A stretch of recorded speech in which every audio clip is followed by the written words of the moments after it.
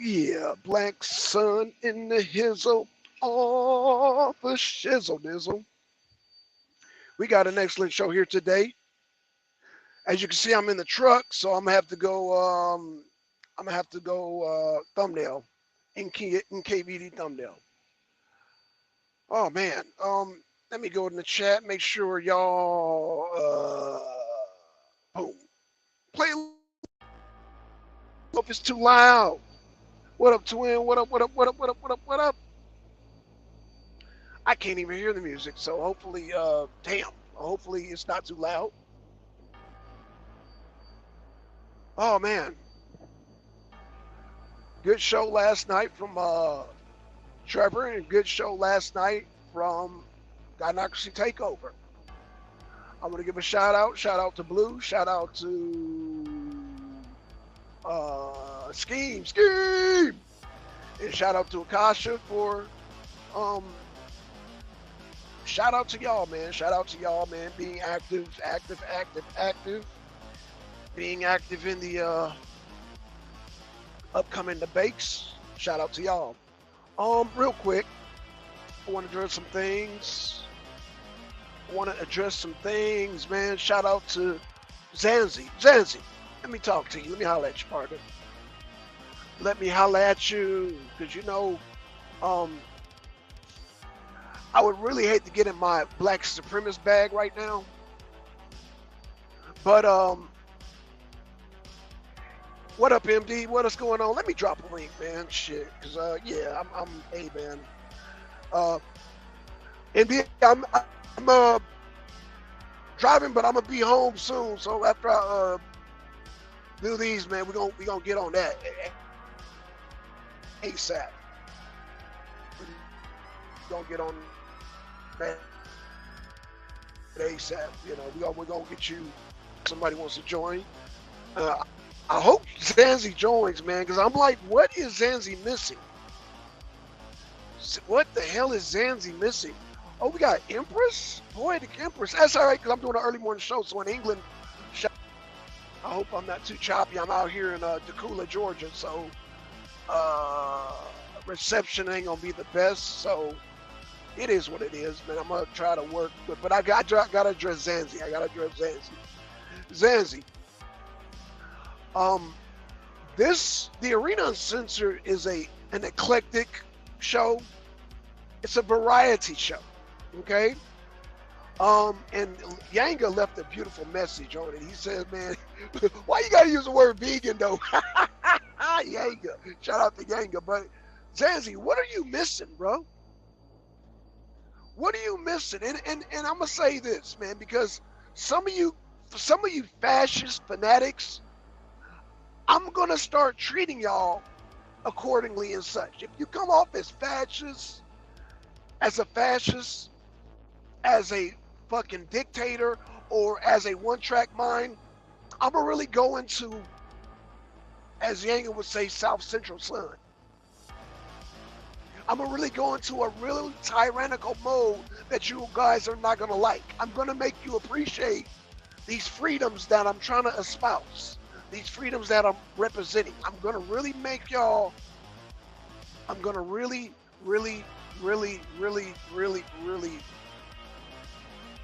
make you understand and appreciate freedoms. Now, Zanzi, if you want to come on and do your own show, which the last show you did was boring as fuck, it's kind of odd because you did, I think, the two people that gave you a shout out was Twin and Deacon. But to me, your show was so goddamn boring. But Gynocracy comes on here and we're starting having more numbers. And so is Canada a backwards land?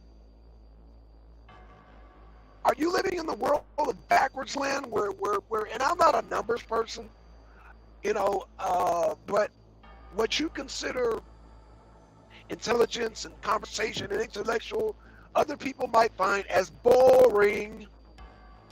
They might find as boring, and you're long-winded again, and you're very fanatical. You are a fascist, bro. You are a real fascist. So again, but you're more than welcome to come on here and get spanked and all that. You don't understand constitutions. And I really, but I'm going to go there. I really don't think you understand black people and a variety of how we as black people, and I'm not trying to make any other race feel inferior, but when it comes to freedoms, every other race on this planet is inferior when it comes to understanding freedoms. Black people here in America are the backbone of freedom. From your civil rights to the Black Panthers to your whatever you want to call it, we are the backbone of freedom, of modern day freedom, okay? So, Zanzi, your concept, you're not understanding this. You're under this weird mind state, this weird colonized thinking that you have, this liberal weird state of mind. It's just strange, you know. But again, I get it because, you know, people like yourself and even a lot of people on YouTube space don't understand Malcolm X, the freedoms that Malcolm X brings. And we got, and guess. Oh, yes. What up, MD? What up? What up? Peace. Top of the morning. What's going on? Man, top of the morning to you, man. Yeah, I'm just addressing Zanzi, man. Zanzi left a comment talking about the arena's dead, and I'm like, really? Like, what the fuck are you? Like, so Zanzi did. For?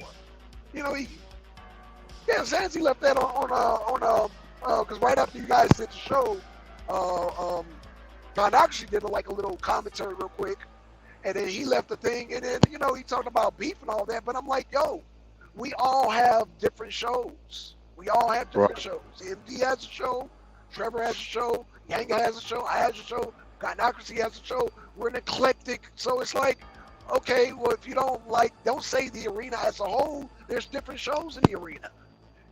And if you feel like, oh, you can do better, then do better. But last thing that Zanzi did, he had that long, boring ass lecture. That shit put me to sleep. That shit was horrible.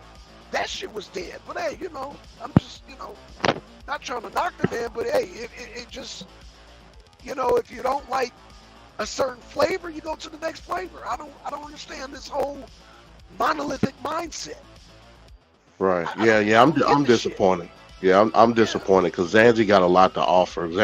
Zanzi, you know, I heard you throw the term fascist around. Like I don't get that from him. Like Zanzi comes with a lot of I don't want to say progressive, but he comes from a view of almost like do as thou wilt type. You know what I mean? Where right.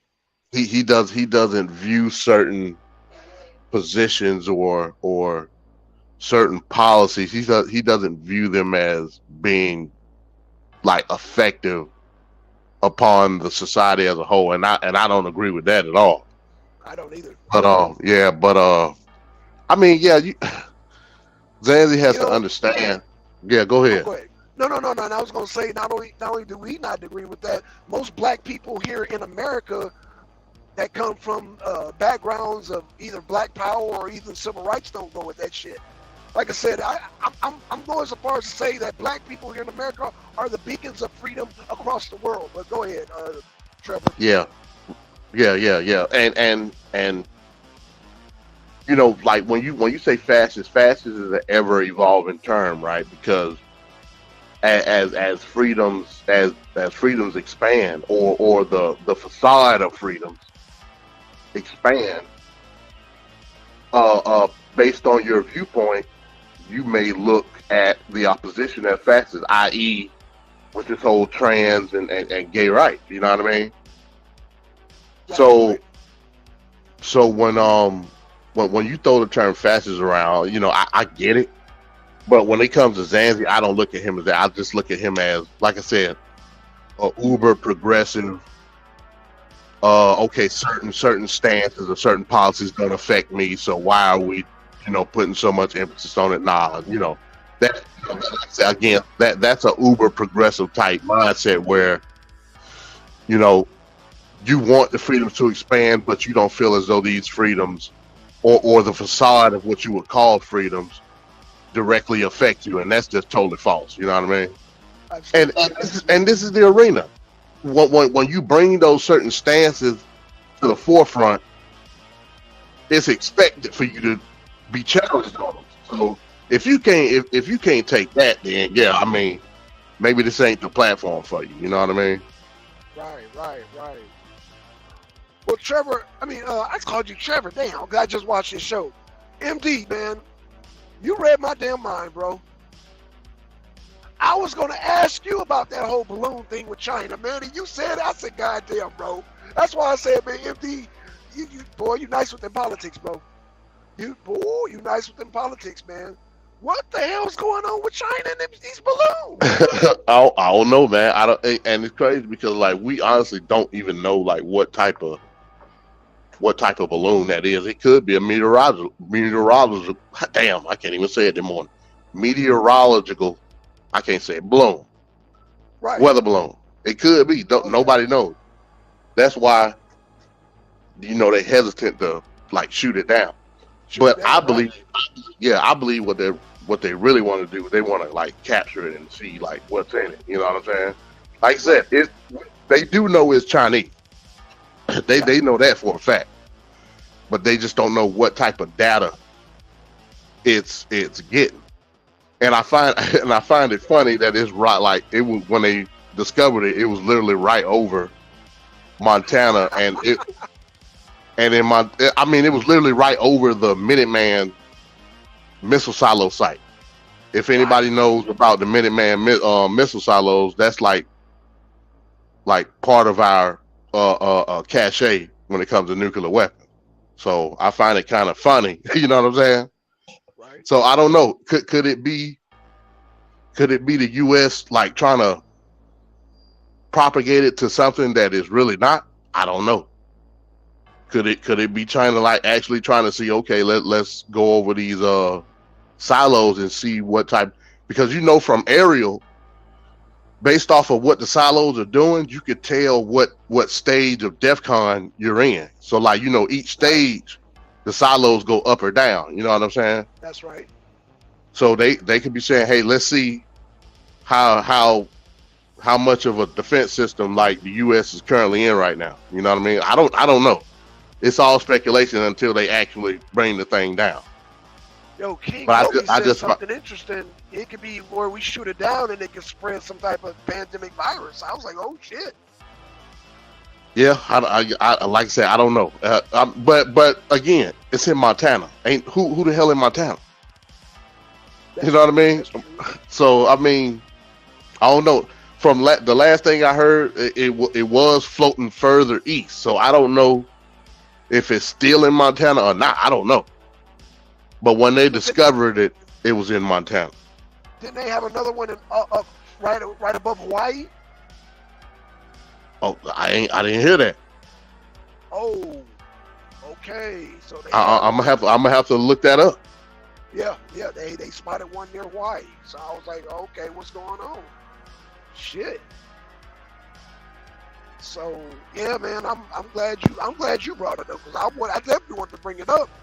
So you know what I'm saying, and that's it's a lot of speculation right now. That's all we can really go off of. Okay. Until they like figure out a way to like retrieve it without like damaging it. You know what I'm saying? Yeah. Which shouldn't. I mean, it's just a damn balloon. Like how, you know what I'm saying? But based off of the intel that they've got, because they've been flying around the thing since they found it. You know what I mean? Right. Yeah. So until they can get more intel on it as far as like what's in it, what type of data recovering system is it, I don't know. You know what I mean? Right. Hell, yeah. What type of weapon? Don't nobody know. But the fact that it's in U.S. airspace is still like, come on, bro. You're not gonna be able to tell me. If I fly my drone, I got one of those little small drones, right? The ones that you don't have to register. Yep. If I fly that thing up in the air to a certain degree, and especially in airspace, like landing airspace, they gonna come and get me. They gonna come and find me. They gonna come get me. especially like near a So prison or something. They're like a federal right, building right. or something. Yeah, man, hell yeah. So you mean to tell me this thing done flew all the way across the Pacific Ocean into U.S. maritime space, then into U.S. airspace, and y'all just gonna look at it and try to figure? No, bro, I'm not going for that. Yeah, I'm not going for that either, bro. Come on now. Yeah, because So like you said, you can't even fly a cheap drone near a goddamn prison. right. So yeah, I like I said, I don't know if it's because okay, like the U.S. don't want to look like the aggressor, maybe. Whoa. I don't. Hold on. MD. If they're in our airspace, what do you mean don't look like the I don't get it. Hey, you know how it goes, man. Like especially in this type of situation, we talking about shift. Like at this point, you have to shift focus from Russia directly to China. Let's say for instance, Okay. right? Let's say for instance, this was filled with some type of biochemical or something like that. You would immediately have to shift focus from Russia to China immediately, That's right. right? That's right. Yep. So yes, even though they're in our airspace, it'll be a defensive strategy. In the eyes of China, it could be, okay, y'all shot our shit down. We just flying trying to see what's going on. Now we're going to war. Or it could be, hey, look, this is a meteorological balloon. We just collecting data for the weather, and you shot it down. What are you doing? That's why I'm saying the aggressor. You know what I mean? So shouldn't there be some type of communication between the two countries saying, hey, we got this thing that we're certain if you might see it, you know what I'm saying? Or yeah, can we get you would think. You would think, and on top of that, Anthony Blinken is supposed to be going to Beijing next week. Oh damn! So, right, you so would that think. don't make no sense. If you're going to the Beijing next week, then this should already be communicated. Okay, well, if I'm already coming to your house, so oh yeah, by the way, man, I got my drone flying around. This should have already been communicated. What the hell? Yeah, you would think, man. You would think. Like I said, I don't know. I'm not buying it. There's certain protocols that these countries go through. Right. You know what I'm saying? Like even if there is conflict. Right, even if there's conflict, right. It's like when Putin gave one of the ambassadors 2 weeks. He's like, hey, man, you got to go, bro. You know what I'm saying? You got to go. It was some guy from UN because, one, oh, damn, I don't want to even ruin this. Oh, so I don't want to ruin this for my Rio debate, but, yeah. So basically, another goddamn diplomat had to leave. They gave him an eviction notice, so he had to leave Russia. So he got 2 weeks to back his stuff up. So right. There's protocols even when you're in conflict. Right. Yeah, Putin could have. Yeah, Putin, he could have just said, "Hey, look, we detaining all y'all. We gonna intern y'all until this resolution is resolved." He could have said that. Yeah. And all those U.S. ambassadors that were over there would have been locked up right now. Yep. But no, he did it the diplomatic way. He said, "Hey, look, something about to go down. We about to do these training sessions, and then we're gonna go with the petition with this dumbass. So y'all need to leave because it's about to go down." Right. That's right. That's a diplomatic way to do it. He didn't have to do it the diplomatic way, but he did.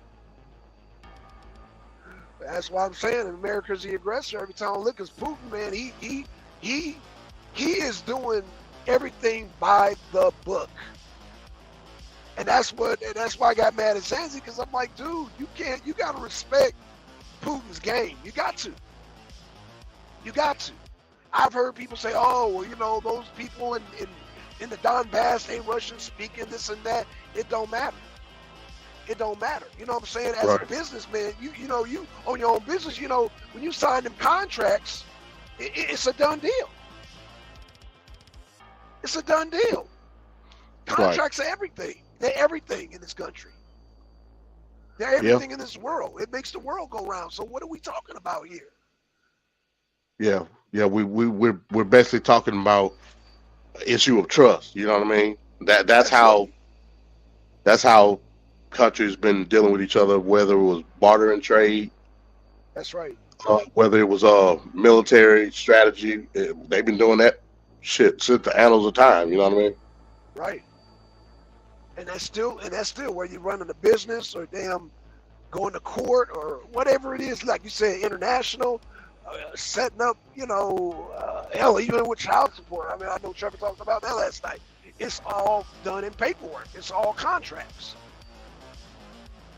It's a Right, binding right. agreement. So I don't understand what I'm talking to grown people about this, MD.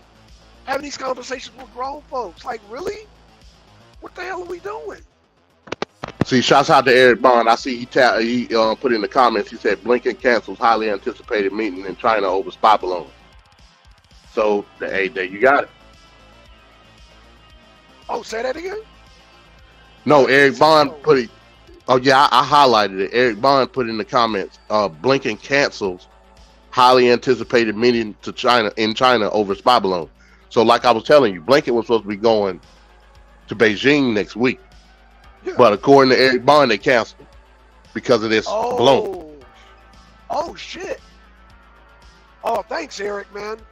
Hey, appreciate that, MB, because I'm driving, so I can't even see my phone. It's like the damn holster went out, so I'm as you can see, that you see what I'm saying? So, yeah. Oh, you just got it in the cup holder. I just got a couple. Yeah, man. Yeah, hey, I know it, man. I know it. Yeah, Truck man, drivers know it. Yeah. So I'm blind right now. So yeah, man, you're my co-pilot, brother. Okay, so we don't know exactly what type of American response this is going to have. I don't even think at this point the U.S. know what type of response they're going to have because they ain't did nothing. You know what I mean? Right. I'm going to have to check and see exactly where that balloon is now because I'm pretty sure it ain't. If it's still in Montana, then that means they tracking them damn silos. There's no reason for it still to be in Montana. That's a fact. So I want to know, like, where is it now? But it should have never even got close to Montana. What the hell? No, it shouldn't. No, it shouldn't. It actually should have been shot down. Once they got into maritime territory, U.S. maritime territory, that thing should have been gone in the sea somewhere. But you know how that go. No, I don't know how that go. That shit baffles me, MD. I don't know how that go. That's why I'm looking at this crazy. No, man, you got to explain that. I don't know how that go. Like I said, where'd you get the maritime? Eric Bond got he got stuff coming across his desk. He said the balloon was in St. Louis last night in Southern Illinois. It was headed to the Nashville area overnight. So that thing going cross country. Oh, that thing moving. Hey, don't come to Georgia. hey, you know the South, man. Hey, somebody will shut that damn thing down. Somebody will shoot it. Somebody will get their ass up in the damn. Somebody will get up in the damn biplane or something and shoot that damn thing down. Hell yeah. Hold on, we got boom. Yeah, I'll add him. Okay. Appreciate that. Yeah, I'm driving. Oh shit. Kofi, what's good, man? Oh yeah, we got Kofi in the house.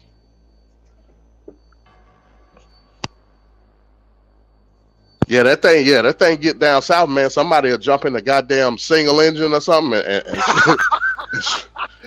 shoot that some bit down. Yeah, these crackers ain't trying to hit. Not on my damn land. Well, not on goddamn tread on goddamn Georgia there, boy. Yeah, there we go. You already know it. Hey, Kofi, hit the site again, man. I don't know your phone. Something's up with your phone, bro, but try again. Well, you talking about white son. Somebody, I'm telling you. Somebody will get their ass up in a damn, I think he coming in again. Let me see. There you go. Let me put him in. Oh, can you hear me now? Yeah, peace. Yeah, what's going on? Peace. I'll just, I hear what y'all talking about. We gotta understand that we going to war with China regardless. And this ain't no Chinese balloons. We know what this is. They got to prepare us for what they about to do. They have to have a reason to go into China, and they have to have the American people's backing. So what they do is they fly a few balloons around and say it's China's balloons to give us a reason to go do what we do. You know what we do? We got bases all over the world. When it's time to take shit, it's time to take shit. So you saying this is a false flag created by the U.S.?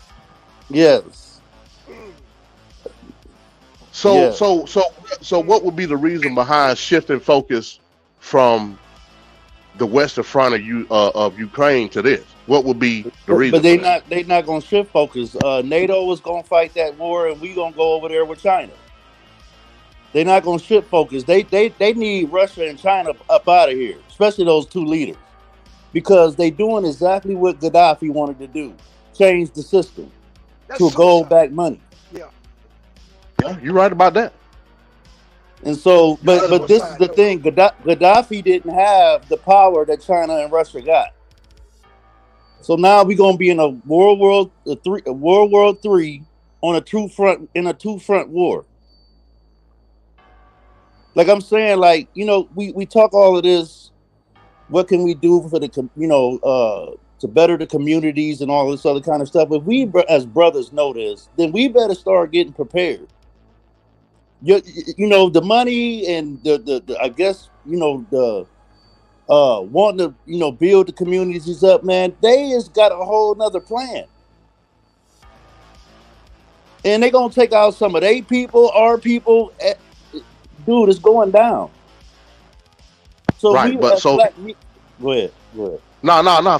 Finish your statement. I was gonna say, us as black men, we have to be prepared for this. Like, we never know if we go back to living in the woods or not, and so we have to be prepared. And I just hate that. Most black people, they go on, they live their life, and they don't pay attention to things that's going on around them, and until it's too late. So, we see this, we got to look at for what it really is, man. They got a whole different plan than we think. These powers that be don't have our best interests. None of the people, because we not the elite. And so colorism and all that shit go out the window when you the elite. They want more space on the earth. They want to get rid of a certain number of people. They want us to stay in our homes and not, go outside the neighborhood. So they talking about carbon prints and all this other kind of stuff, man. They is trying to control us, and it's gonna happen if we don't wake up to the situation and at least be men and try to change it. I got you. I see this. Here's the thing, though. When it comes to the U.S. and Russia. Yeah, they're not going to shift focus, but they're going to be spread extremely thin based off of the fact that the U.S. they're treaty bound to NATO. So Ukraine is a NATO conflict. Currently, as it stands right now, the China situation is not a NATO conflict.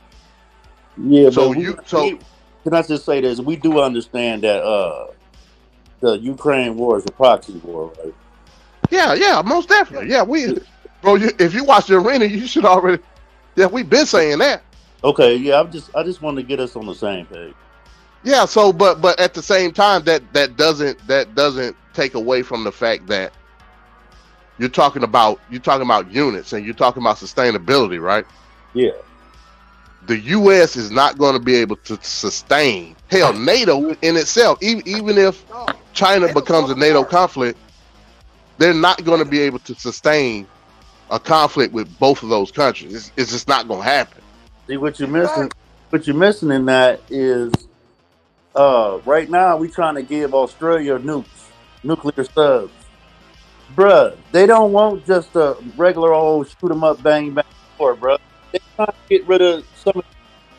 So they want total annihilation. What you're saying? They don't want total annihilation, but they want annihilation of some people. So they're going to use controlled nuclear weapons. And in all honesty, if the U.S. was if they were to get into conflict with both Russia and China, it wouldn't really be much of a choice. Because again, you're not going to be able to sustain that war. It's like impossible. I don't think they want to. You're talking about millions and millions and millions of troops from both countries. Yeah. Facts. Yeah, but I don't think America wants to. See, we so in debt, bruh. And we still ain't. We done hit the debt ceiling. We ain't did nothing about that. So the money system, this digital system, the SWIFT system is coming, and they need devastation to get us to go along with it. They got big plans for us, bruh. We gonna be living off a social credit score. If you look at the SWIFT program, they just passed that January 1st of 23. Now, a social credit score, what does that mean? Whatever they see you buying, and if you're buying it in access, they can cut your money. If you do a crime, they can cut your money. Like, bruh, they got a big plan for us. You know, I don't really get into the war shit. I mean, because that's them. Hey, let Europeans destroy Europeans. But we over here, what are European? Under a European. Hold on. Kofi, that war affects our goddamn gas prices and our goddamn food prices. What are you talking about? Well, that's what I just said. We up here, we under a European here in America that his enemies are our enemies. Okay. And anything that happened to the European, it happens to us. Right. We gotta somehow change. We gotta somehow change that, bro. So, Blackson, you know what he's going around to, right? Hey. No, and I get it. I get the sentiment.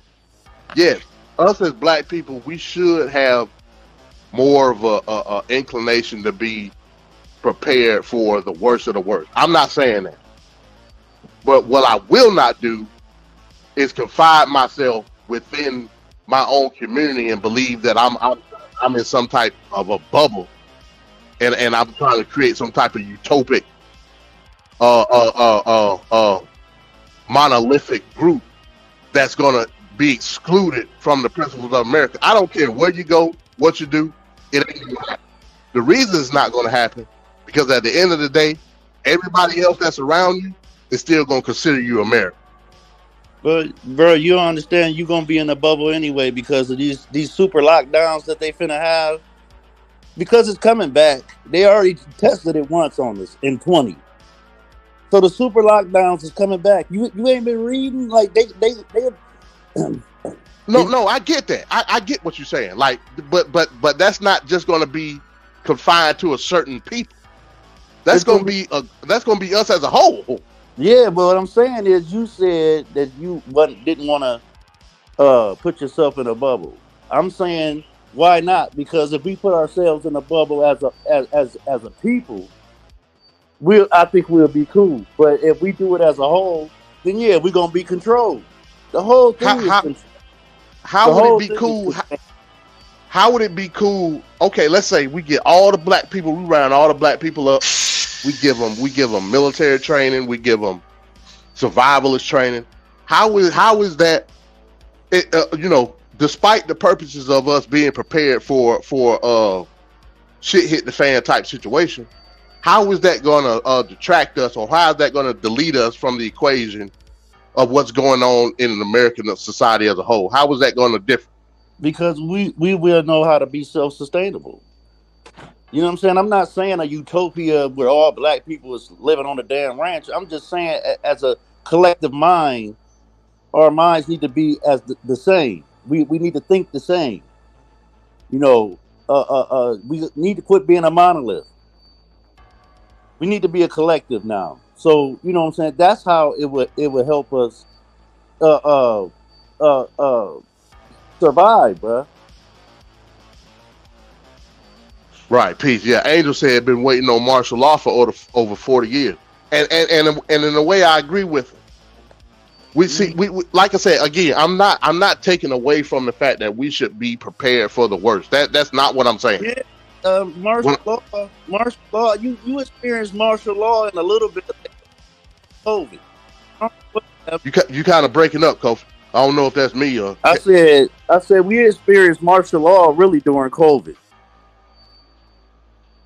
That we really did. So 40 years, that's a lie. We experienced martial law in 2020. I mean, you can't really say that because I live in Georgia. I didn't experience no martial law. Did you experience martial law, Blackson? Could you leave your house? Could you leave your house?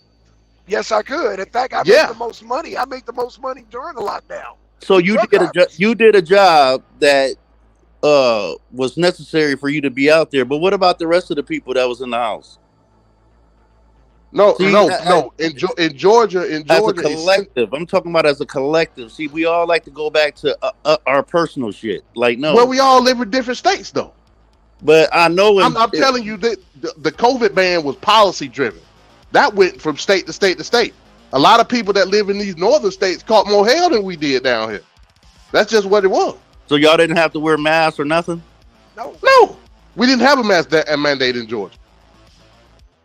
In Atlanta, Georgia, you didn't have a mask mandate? Well, Atlanta did. Georgia did not. Okay.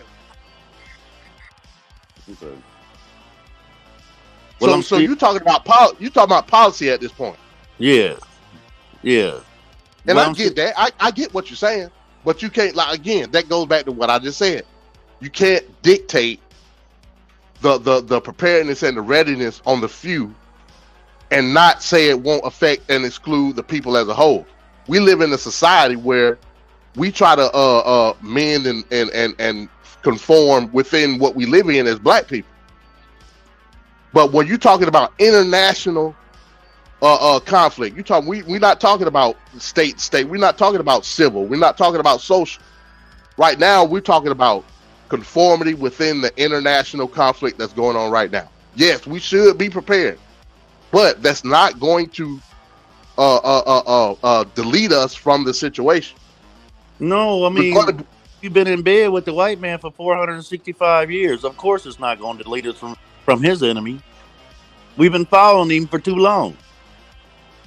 So his enemies are our enemies.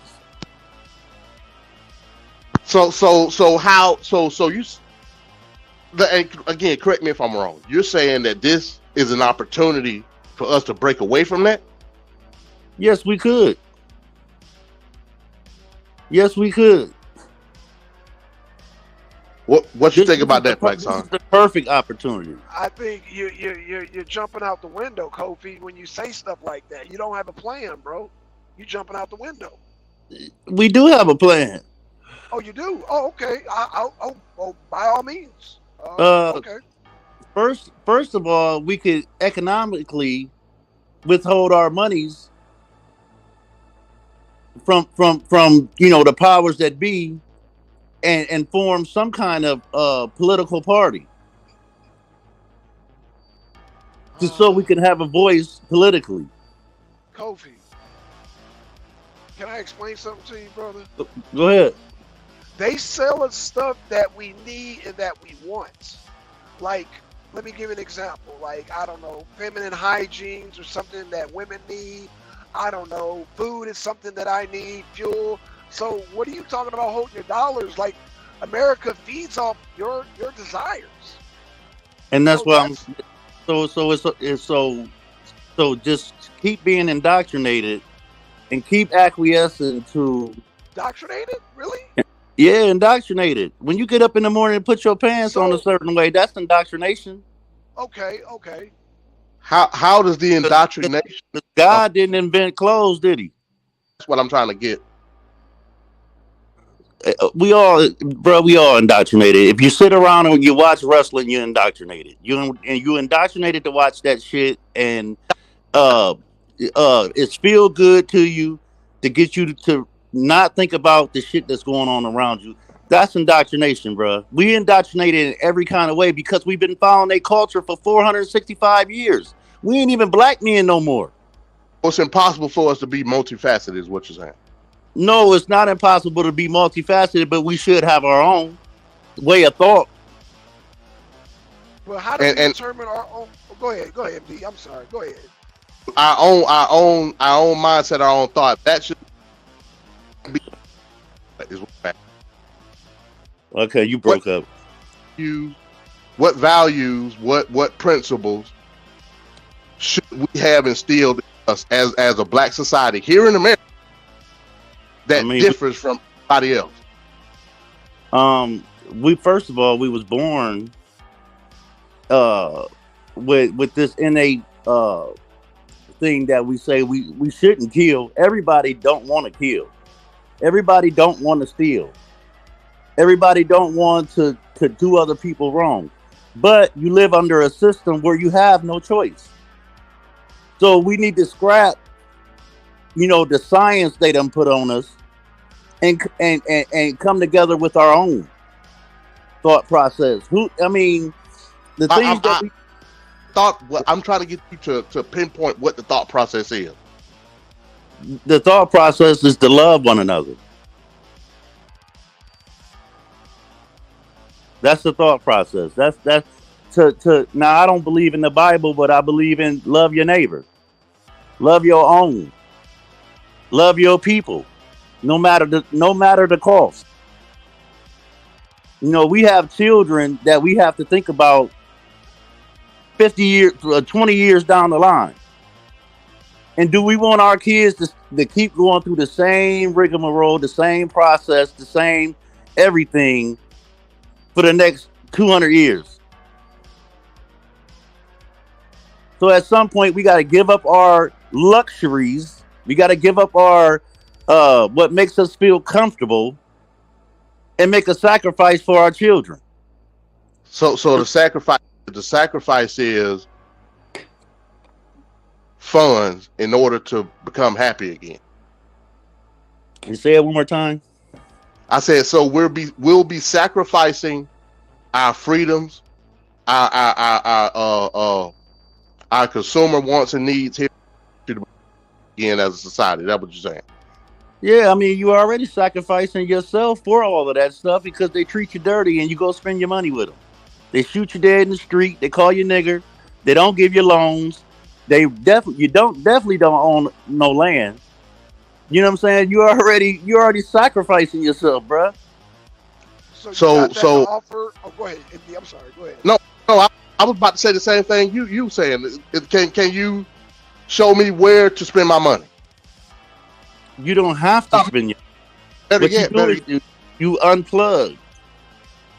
If we gotta, oh, if we gotta, that's what I gotcha. say. You gotta have a mindset where you are able to give up your comfortability for the next generation.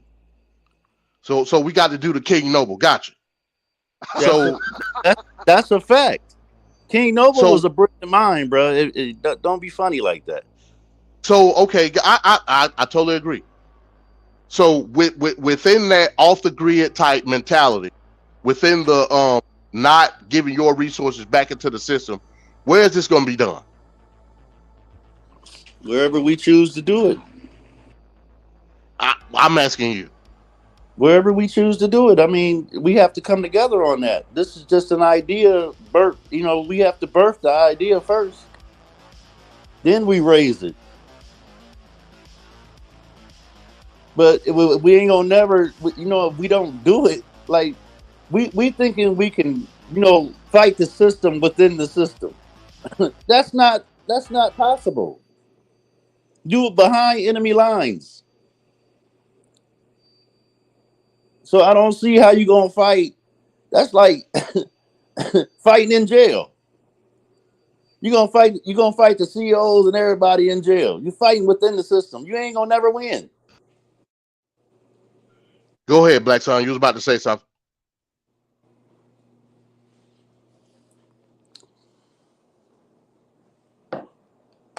Oh, I don't know where he went. Okay, Yeah. so But I understand what you're saying, and this has been a concept for a while now. I get it.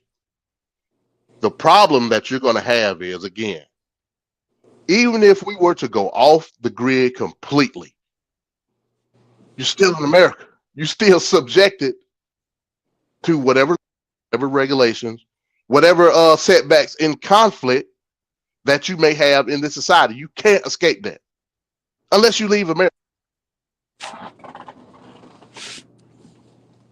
you went out, brother. Can you hear me now? Yeah, I I hear don't you. know. I hear you What now. I'm saying is, even if you choose to conform to that type of lifestyle and break away from the system as a whole, you're still doing it within the land of the United States of America. There is no escapability. Now, if you leave the country, that's a different story. But at the same time, what does that say to the ancestors that brought forth change and tried to move you forward within this country? See, that's the Well, thing. And I'm not saying pack up and leave. I believe our ancestors built this just like everybody else. But what I'm saying is we need our own somewhat of a nation.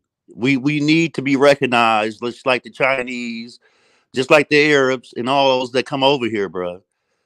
And you know, with a move like that, as African American people, you don't think the world will see that? oh yeah, it will definitely be an impact. I'm not saying it won't. But this is the thing. What dictates change? What dictates impact when you're doing it from solely a social level? This thing has to be fought politically. That's what I'm saying. And our monies is what they really want from us. They don't care, give a shit about us. So our money is what they really want. So we withhold it, and our votes. Like this was what killed me. And I don't mean to change the subject, I'm gonna change it just a little, just slightly. We got San Francisco came back with a recommendation of $5 million for every African American who can prove that they are the descendant of slaves. I don't hear, yeah, I don't $5 million apiece plus credit amnesty. I don't hear nobody talking about this, and this is a precedent that they just set in California. This is some. I mean, what? Tell me some of the grimy shit a nigga would do for $5 million, but you can't talk about this on a political level. We can't show up, come together and show a hand of power, so we can get this $5 million. Hey, I totally agree with that. And in fact, I'm part of the reparations community, and I knew about it. Mm-hmm. But the thing is, in terms of when you're talking about reparation, and I'm glad you brought up reparation, because ultimately, this will not change until we are made whole financially from the debt that we're owed from 400 years ago. So, what do At you the think? end of, Let me go ask ahead. you. What do you think about this? If we came together and told those damn Democrats we ain't voting, that would kill the Democratic Party. So they would have to come forth with reparations, and we want it before 2024. We should be everywhere talking about this, letting them know now. What would be more of an impact? Telling the Democrats that we're not voting, or We're, we're not bringing voting for them. forth. No. Let we just talking about the Democratic Party. Nobody else. Mm-hmm. What more of an impact? Not voting for the Democratic Party, or coming forth with political literacy and becoming an entity within the Democratic Party based off of the reparation platform and voting in people. But brother, we don't have time for that. What we got to do now is show Ain't got a we got to show we got to show force. I understand what you're saying. I can't hear you if you're talking. keep going. Oh, okay. But I understand what you're saying. That yes, I believe we should grow our kids up to be politicians and groom them just like everybody else do. But right now, since this money is on the table, we need a show of force. We need to let them know, nah, we ain't your guinea pigs no more. And I really believe if we came together like that, everybody would get that money before this next presidential election. You're right. It has to be a political precedent set for us to follow. I don't Yeah, disagree with, yeah. but that's why I stand with. I don't believe me running from a situation will help the situation. Well, I'm not saying running because I'm not saying go across the water, but I am saying for those black people who wants to live amongst other black people whether it's off the grid or on the grid, we should be allowed to do that. And we, at this point, 2023, with all that's going on around us, we need to be more focused on how we can achieve that. You know what I'm saying? All these conversations I hear, they good conversations, but then a lot of other baggage come with those conversations. We need to really stop that and think about what we doing. Like we just going further and further down the rabbit hole, and at some point we got to stop it. Dude, I went into the Kroger the other day, and they had this exhibit or whatever you want to call it for nail polish, eyelash stuff, and all this girly stuff, right? It was a black man's picture on the exhibit. So, how long are we gonna sit around and let this kind of shit happen? Bro, again, like I said, you talking about a systematic devaluing of a people that's lasted for generations. Facts. There is no magical button that you can push that's going to instantaneously make us whole in this country. It's not going to happen. Well, I get that, boy. $5 million would sure help a lot, wouldn't it? Yeah, you damn right it would. No doubt. But again, we're talking about the city of San Francisco versus other 14 million Black Americans here in this country. But that's why we have to push something. We have to push something. We have to push it federally. The only way that you're going to be able to do that is get the federal the federal policies put in place in order to make that happen. The only way that you can do it is to get people in there. Yeah, we can do it from a grassroots level. Like, man, we got TikTok, YouTube, all these social platforms that we could be using right now to focus on that $5 million. I don't know, but I guess I'm a different type of black man because I hear $5 million. I'm focused. Right. Hey, what state you live in? I live in Ohio. You live in Ohio. Okay. Yeah, one of the most Republican states in the world. All right, gotcha. So I have a hard time getting it, but if we come together, we could. You're right. It's gonna have to be done on a grassroots level, and I agree with you. It's a whole grassroots movement nationally, right, going on right now. But I don't see it on social media. That's the thing about it. Like, bro, we got all these platforms. Like, just like the Black Girl Train. You ever heard of that? The Black Girl Train. Yeah, on TikTok, they created the Black Girl Train where every black woman follows each other and get each other followers. I seen one chick get 10,000 followers in one night because these black women have decided to come together, use social media as a platform for them to make money, and they follow each other. You're right. And social media, that's ingenious. What I'm telling you is I see it on social media. Okay, where you going? YouTube is only one aspect. I follow NAASD, the National Assembly for African Slave Descendants. Okay. United Sons and Daughters of Freedmen. Shouts out whatever. I follow him. US DOF. Yeah. United Freedmen. I follow BTP. I follow. So how can we transfer what you follow, like Laura Abba, and I know Lord Abba, over to TikTok where the young folks is and get them to talking about it? See, I know as old heads, we gonna talk about it. You're right. And that's the thing. We're starting to see a phenomenon on TikTok now. The sister out of California, Camilla Moore, the chairperson of Reparations Task Force out of California. She just made a TikTok like a couple of weeks ago. So you're right. Yeah. To start on social media to get these younger people involved. And she saw that and she created a TikTok. Now she has damn near 500,000 followers on TikTok within the span of 2 weeks. That's what's up. That's right. What's up. But she need 20 million. I agree. You know what I'm saying? Agree. So at the end of the day, we talking the same language. And this is what from a social political level, we have to get more involved. Us being, like I ain't that old, but us being the older generation that's affluent enough to know how to work this social media and stuff. We got to get this next generation. We got to get Gen Z involved, because Gen Z is the one that's going to amplify the pressure.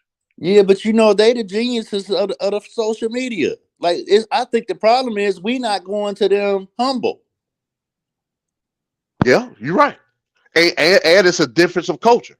We Yes. at them just like the old heads used to look at us. Yeah. Facts. Out of- And if we went humbly, man, you know what we could do. But I think, this generation up under is like, they don't know what to think and how to feel. You know what I'm saying? Especially when it comes to the elders. You know what I'm saying? Because they really believe we let them in a burning building. We ain't did nothing.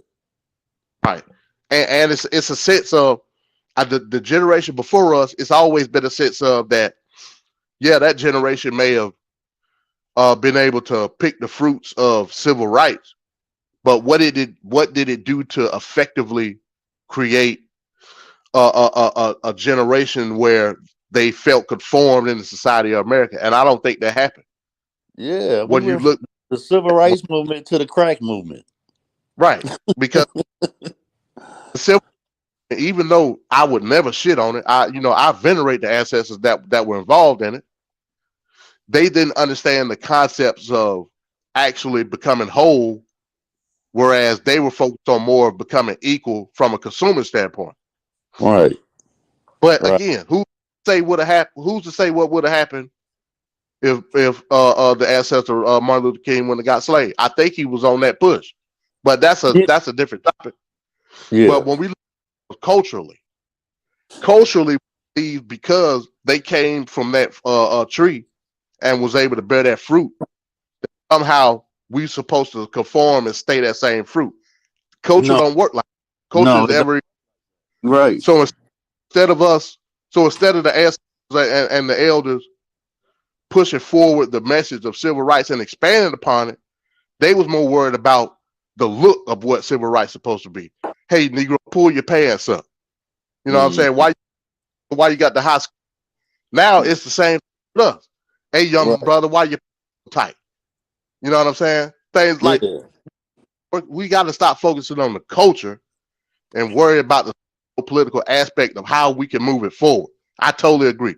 With that, Yeah. we on the same. Yeah. How do it feel when your grandma told you, boy, go to school? Your mama told you, boy, go to school. You go to school, you graduate, you get some college in, and you come to find out they done lied to you the whole damn time. You're right. You're right. You know what I'm saying? So how did that make us feel? And this is why I say we just docile. It's at that point where we just docile. We accept anything. I agree. I agree. Like I said, look, we've conformed to not a social norm, but we've conformed to a more consumer financial norm, Yeah. thinking that is the top money is that we should ever get, and we Mm-hmm. base off of that. Again, crash. I ain't got. I gotta shoot you. I gotta Right. kind of finesse you out what you got. Right. Now, what happened if we were all on equal plane? It like I said, it's gonna take time. It's not gonna be instantaneous. If we were That's all what on equal, I was your on another panel and I asked them that. I said, if we was socially and economically even, would there be a such thing as a street nigga? no, it would. These people said yes. But like I said, that's not gonna happen overnight. If every person in the country would get $5 million today, Mm-hmm. go buy Bugattis and go buy brick, they go I do all get, shit. yeah, I get that. I get that. But again, just how it was systematic for us to get to this point, it's gonna be systematic for us to get out of it. Right. And that's why I It's going say to be up to us, grassroots. grassroots, right? It's going to be up to us to conform that entity. What's going to teach us how to move this money? What's going to teach us how to create a political power within the money that we have? Again, I'm an individualist. I believe you can do whatever the hell you want to do. Everybody ain't gonna make it. Yeah. That's just what it is. But when you have an even plane, there is no more excuses at that point. Right. Right. Again, like I said, in our generation, we know what a lot of the niggas in our generation gonna do. They gonna Right. try to flip, go ball, they go, because that's the system that they're in right now. But Right. I'm not generation at this point. Generation is over.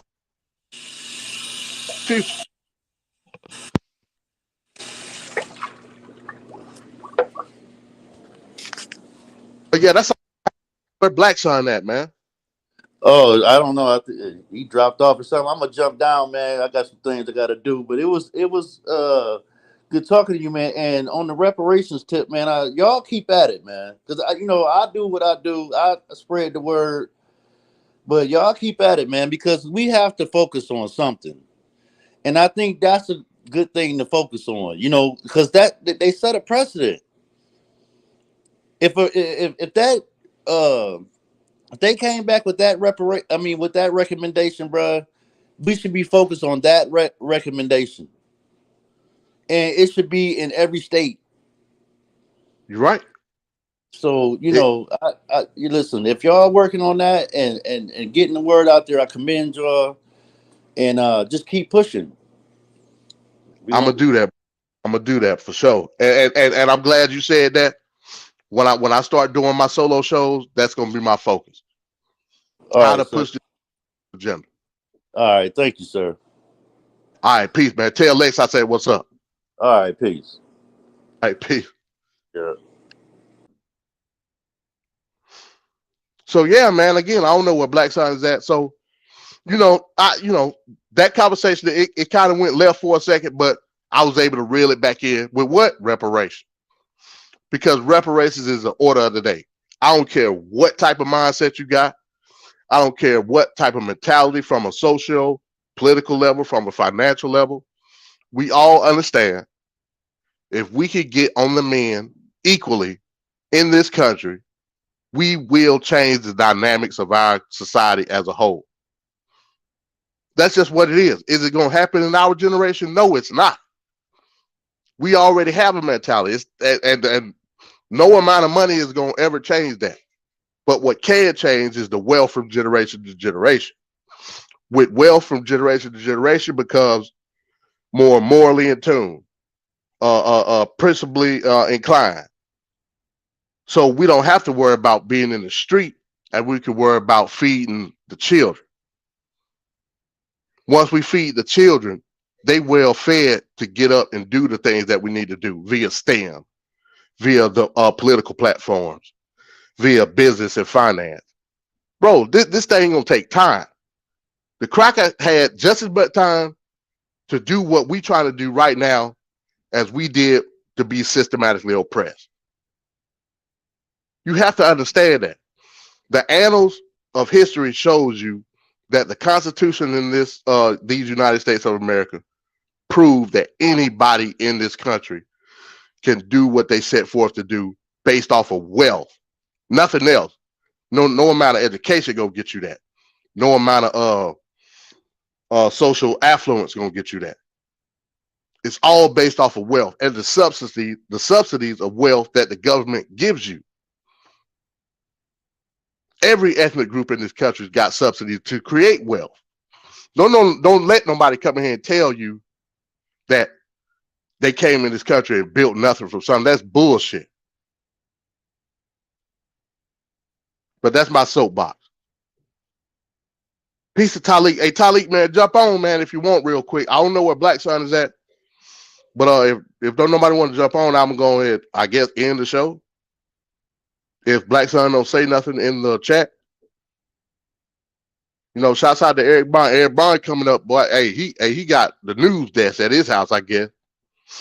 Fentanyl. He said fentanyl is definitely a huge problem in the community. Again, fentanyl. When it comes to fentanyl, we have to understand new wave, new drugs.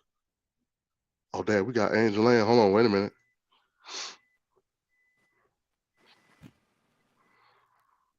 Talik, peace. Solo, peace. What's up, man? What's going on? What's today's mathematics? Shit, Huh? Shit, reparations. Reparations? Okay. That's what it is. Talik, peace. What's up, man? Damn, everybody jumping on. Goddamn. Yeah, how you doing? How you doing? Hi, everybody in the chat, everybody on the panel. What's up? Assalamu alaikum, habar, Ghani, all that kind of good stuff. All right, hey, Angel, your mic, it sounds kind of crazy. You might want to jump out and jump back in like you did last time. All right. Everybody, peace. What's up? Peace. What's going on, fam? Peace to everybody on the panel, everybody in the chat. What's goody? Not much, man. Not much, man. We just chopping it up now. I don't know what Blackson that. He done. I don't know.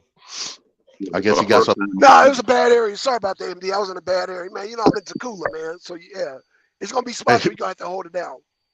Discussion, man, and you just dipped out. No, I'm in Tacoola, man. I'm in bad area. Oh shit. Okay. Damn. Said, shouts out to Kofi, man. He brought up some good points. But like the whole jumping off the grid now, I can't do that, bro. Hey, I was gonna ask you that, brother. If you don't mind me interjecting, I was gonna ask you about that. Hello? Yeah, go ahead, bro. Oh yeah. I was gonna ask you what the chat thinks as well. Do you think we are brought into not just the collective as far as overall American citizens, but black folks? Are we too caught up into conspiracy theories? It's conspiracy theory from what level though? On what level? Yeah, on what level? Because I mean,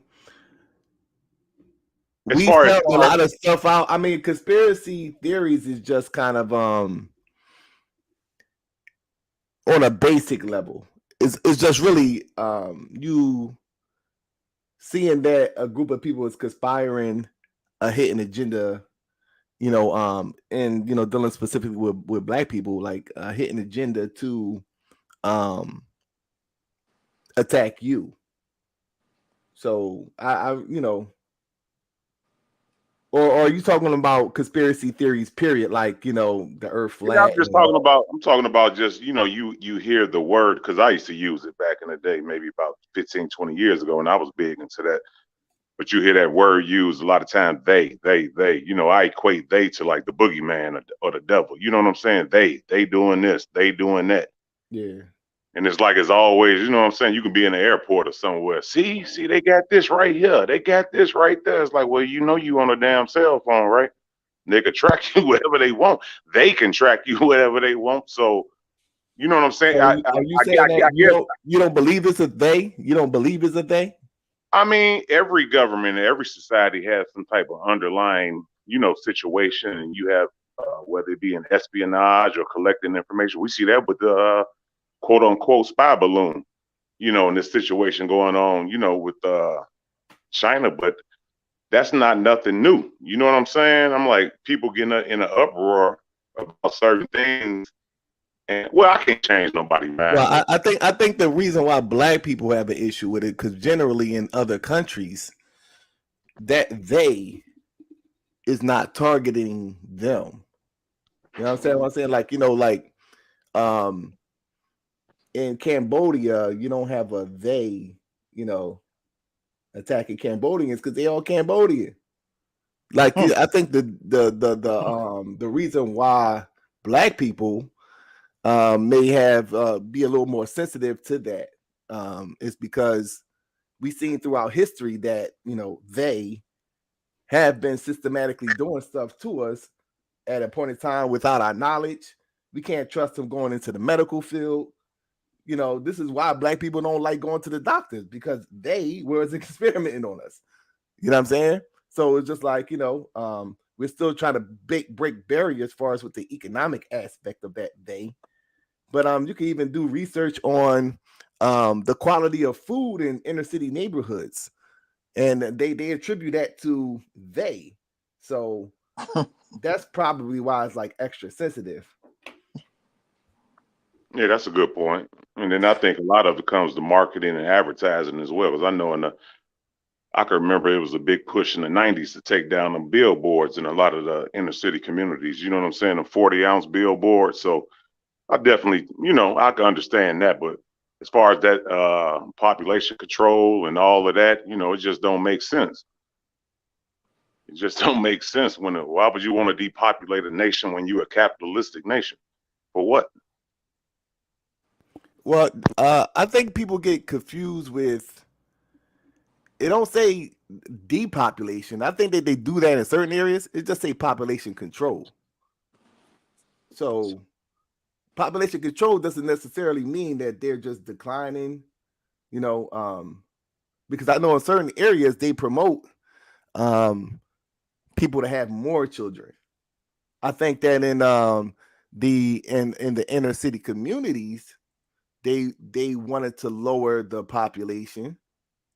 You could kind of see that in America, period. Though, really, only places where you see like promotion of population growth, I think, is in predominantly white nations, and that's because they've been hit with with this industrial revolution first, and they having the end result of having negative to low birth rates. So Yeah, the I mean, you fertility. could actually see this. I mean, my grandma had 9 kids.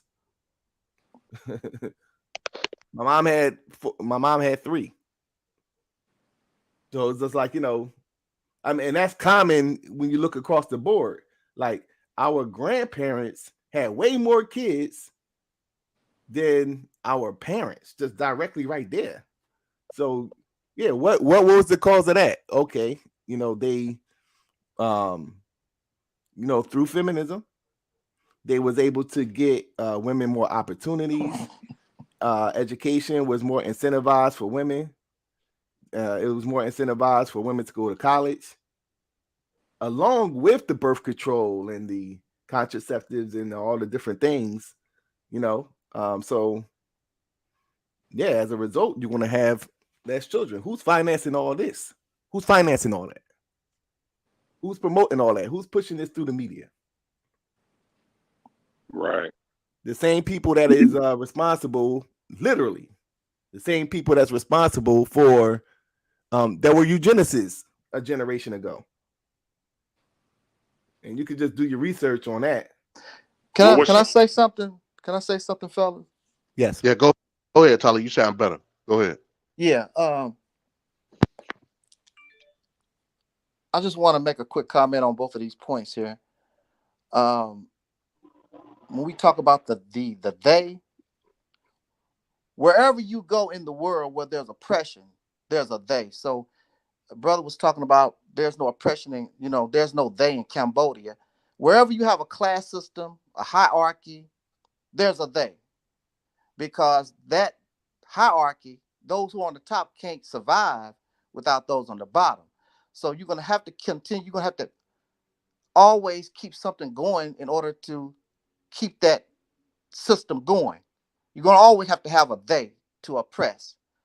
There's prostitution, there's sex trafficking, there's all these other different things exploiting people all over the world, including Cambodia. They exploit their own people. So there's always a they. Wherever you find exploitation or oppression, there's a they.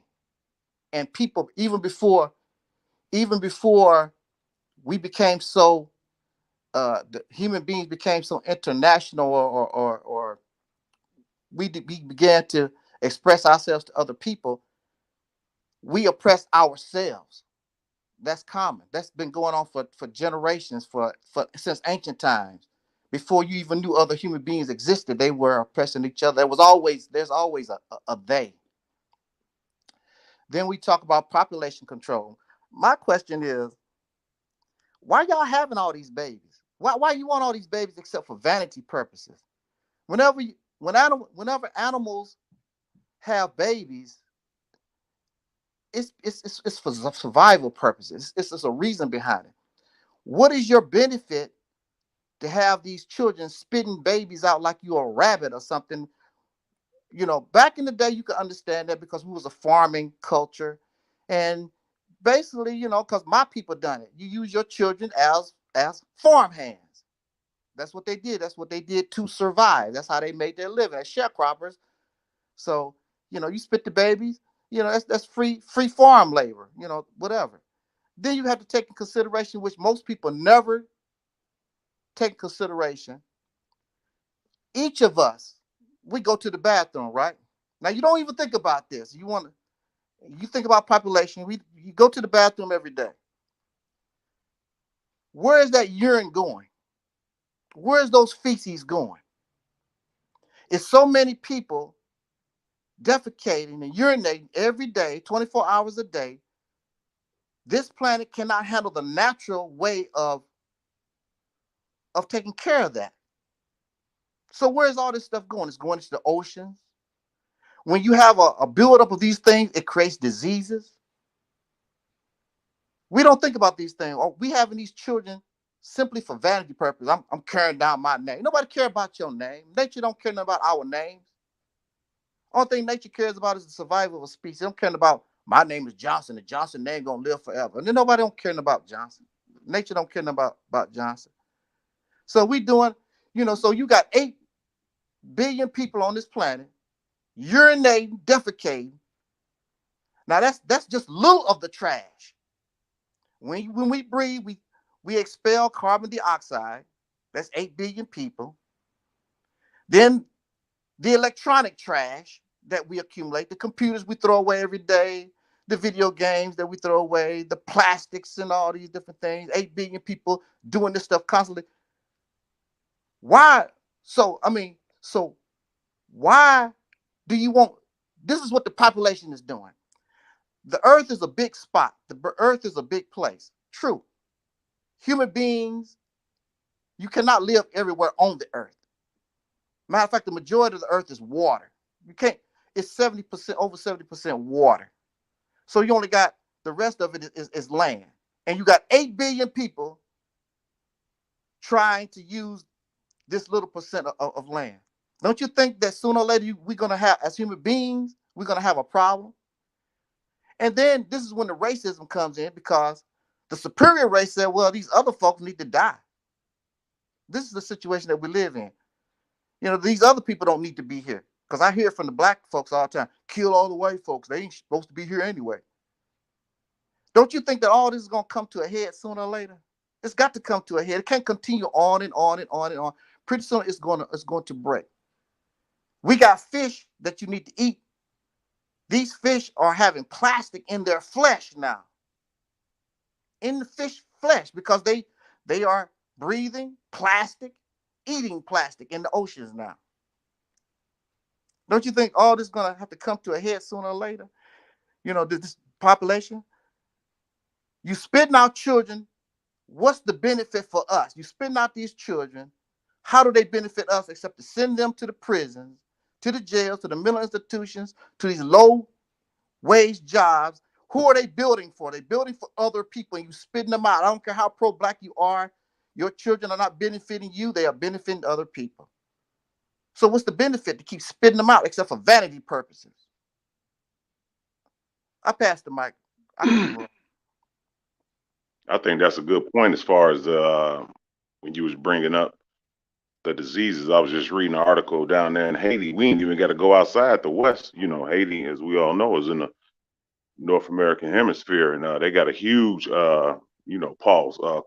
cholera outbreak down there. Yeah. I digress. Yeah, when you got a buildup of feces, urine, 8 billion people urinating, and we blame a lot of this on, well, the scientists in the United States and Russia, they building up. Yeah, they are, but also when you got feces building up and urine building up in your environment like that, 8 billion people, those things create disease. They create new disease we never even seen before. Because how you gonna the planet can't naturally get rid of, can't break down our feces in this year. And not only us, the fish is defecating, the birds, come on now. How much can the planet take? But the worst offenders is human beings. We are the worst offenders. It's gonna have to give. All this is gonna have to give. And I always say perhaps World War III probably would be a good thing, because what would happen with World War III, and you got nuclear radiation falling everywhere, the survivors, because I don't really believe that human beings get wiped out totally, all animal life. I don't think so. But for the survivors of nuclear fallout, I think they will see life totally different, because when you're in a situation, many of you who've been in the service, especially in wartime, when those bombs get to dropping and bullets get to, you don't think about, oh, is that a homosexual next to me? Is he black? Is he white? Only thing you know, that's a fellow soldier. He's on your side, and we in this together. And that's the way it would be after severe nuclear fallout, because I just need to eat. I don't care. Here's a white guy that got a deer. I just need to eat. I need to put some clothes on my back. It's all about survival. Nobody's caring about, are you a black man? Are you a woman?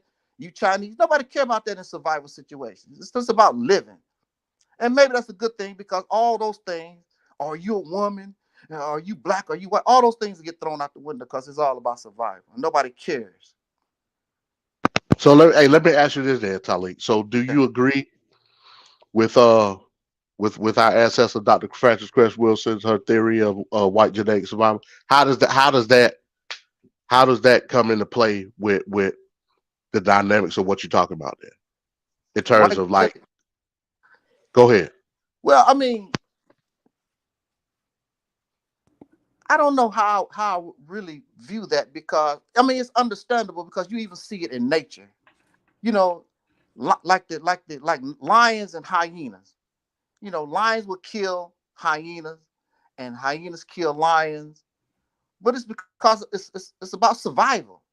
That's what the whole thing is. It's all about survival. In this instance, it's not about survival. It's about control. The white race controlling somebody else. That's what it's more so about in their case, because you have a right. I myself. I mean, you have a right to look out for your own. The problem is when you think that your own is better and somebody else needs to die in order for you to survive. Lions and hyenas been fighting and killing each other for generations, and both species are strong, because it's just about simple survival. That's all it's about. It's not about, oh, you're a lion and I just hate your guts. You need to be off the planet. No, it's about just simple survival. I want to be alive, and you want to be alive. Yeah, quick question. Yeah, Do you know her theory of white genetic survival? a little bit. So can you tell us what the little bit that you know about it? To my understanding, basically from my understanding, what she's saying is that there's a fear. It's a fear of extinction, that this black man will wipe his race off the planet. That's basically the short end of the stick. You got a group of people who fear that this other group of people, simply by their genetics, can wipe me out. And so they take steps in order to prevent that from happening. So you're saying that that's not true? No, what I'm saying is everybody have a right to that. They have a right to protect themselves as a people. I don't see nothing wrong with that. But when you talk about, but if you need to use discrimination and race hatred and all this other garbage they've been doing for the last, then you're crossing a line, because it's not about simple survival. Well, That's yeah, I think going back to the last point, mm-hmm. when you're talking about like resources, I think the problem is you got certain nations that overconsume. You know, Yeah. Yes. you got nations that consume the mass majority of the resources on the planet and um, exploit other nations. True. So it's not really about population size. It's more about um, humanity. You know, understanding the amount of resources and viewing each other equally to properly distribute the resources. We never got over that hump. So when you're talking about you know um, growth, I think black families should grow, especially here in America. Which you have different groups of people now coming into America. You know, especially from Mexico and South America. Like you have a growing population, a growing Hispanic population that they go by more Catholic values. So you see their population increasing as a result. And with the increase of the population comes, the voting power, And a person that don't even, really believe in the voting system, they can use that as leverage, politically, you know. So once the for example, for those who may not understand what I'm saying, in the mainstream media, they have they have to at this point in time respect the quote unquote black vote, because they understand that it's a certain population of black people that exists in America. And since we now have the ability to vote, we can now be on the stage to make certain demands and have these officials at least come to us because they want us to vote for them. With a declining population, and if other groups of people become the top minorities, whether they be Asian or Latina, then that would not be that big of a requirement. Right. It's obsolete So at that point. so when you're looking at population in itself for black people, since black people don't have the other things and we got to get the other stuff together, that should be a top priority. Now, it's one thing um, to talk about population growth from the standpoint of you know from an economic standpoint. We tend to separate. We tend to categorize things in different areas. Well, the population, the reason why it's problematic is because how the system is designed. They design the system. That's why I was making reference to how it was incentivized meaning that they design a system that rewards women to have less children. So yeah, it would be better for you to go to college. They throw out statistics, well, a woman that graduated out of high school is most likely going to end up like this. Black women with less than a high school education is most likely to end up on welfare. And then it goes up as she becomes more educated. Her economic bracket goes higher and higher as she becomes more educated. So is incentivized. That wasn't the case 50, 60 years ago. So they designed a system that way. So that can't be the argument. That the argument can't be, well, if you have kids that in terms of the context of the conversation, which we were talking about from the beginning, which was they, and I think the person posed the question in the context of why black people specifically talk about they. So my response, far as with the making the comparison with the the Cambodians, is that their country is controlled and ran by Cambodians, even though they have powers over them. I'm talking about far as on the surface level, so these people, they have Cambodian police, et cetera, et cetera. So they're not doing it because they're Cambodian. They may be doing it for money. They may be doing it for, whatever resources, whatever, but they're not doing it because they're Cambodian. In America, why I, to answer his question, why Black people say it so much is because we live in a multicultural nation, whereas though that they don't have our values and they don't even look like us. So that's why we're more accustomed to saying they than maybe other groups of people. Because we can identify, we can easily identify the they, and we see it being orchestrated in society more clearer because it's from a different group of people that they are orchestrating, whatever they're doing. So, but going back to the point of population control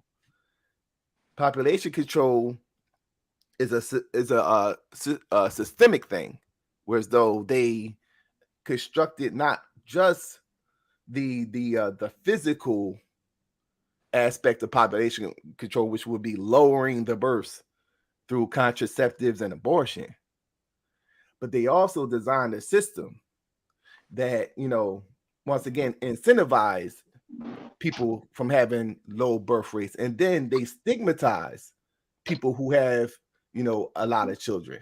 They make it into an issue, and they make it for example, is a stereotype would be like a person with 6 kids that's on welfare, and then we'll say as a collective, we don't want to take care of your 6 kids when you're sitting on your ass all day.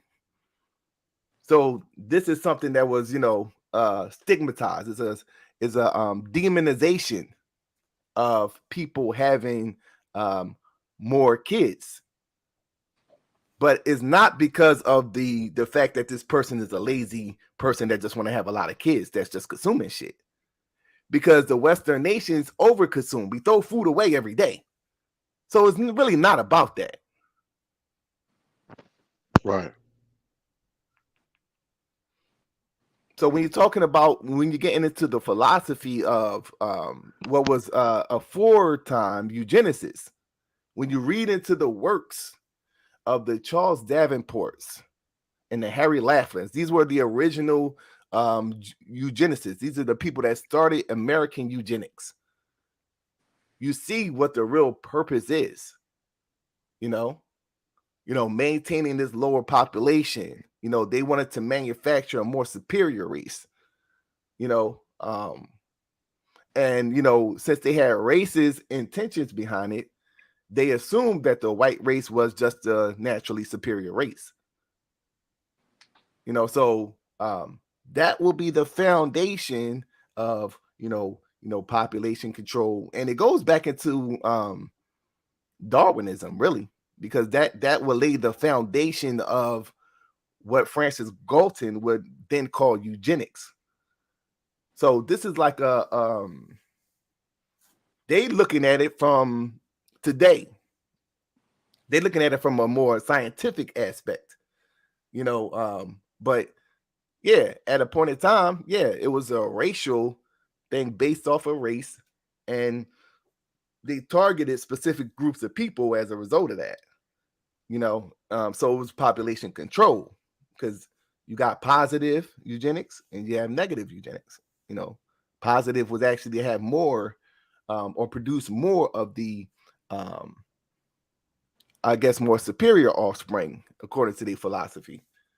So that's still population control. If I'm controlling, like, okay, I think this is a superior gene, so I'm gonna put this over here to produce more, and I'll take this inferior gene over here to make that less common. in the gene pool of humanity. I think the problem with that we as black people would have is that they considered at a point in time us to be the weaker gene.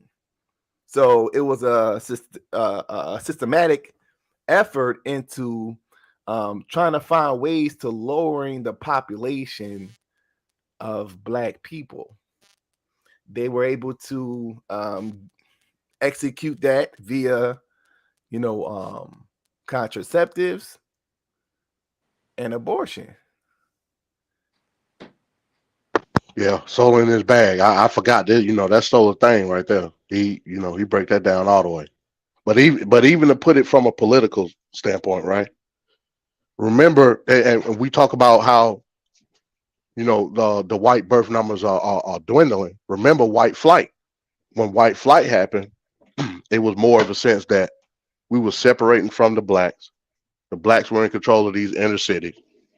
They was expanding in numbers, essentially taking away at that point, the industry in terms of textiles and manufacturing things of that nature. As cultural norms change, industry changes, the dynamics of social location change, right? So then we had the reverse white flight when the white folks came back into the inner cities based off of these tech jobs and new industries started to happen. Our dynamics of our birth rate never changed because we adapted to our situation in the inner city. The whites lost a lot of those jobs when the textile industry changed. So it wasn't a situation where they could basically afford to have kids. You know what I'm saying? Because they were out in the suburbs, some were out in the rural areas with no jobs, no type of industry being put forward, and their numbers started to dwindle. Whereas with black folks, despite us not having any jobs, the industry was gone. We would still be able to maintain. That's a social cultural type thing. You know what I mean? We don't base having kids based off of our financial setting. You know what I mean? That's just something that we like never did. You know what I'm saying? We base it off of a family. That's just the type of people we are. So as the cultural dynamics change, we'll have to see how the strength of the white birth rate will change based off of this new generation put with this new tech industry. Take that in consideration too. Yeah, I understand. Everything that's being said here.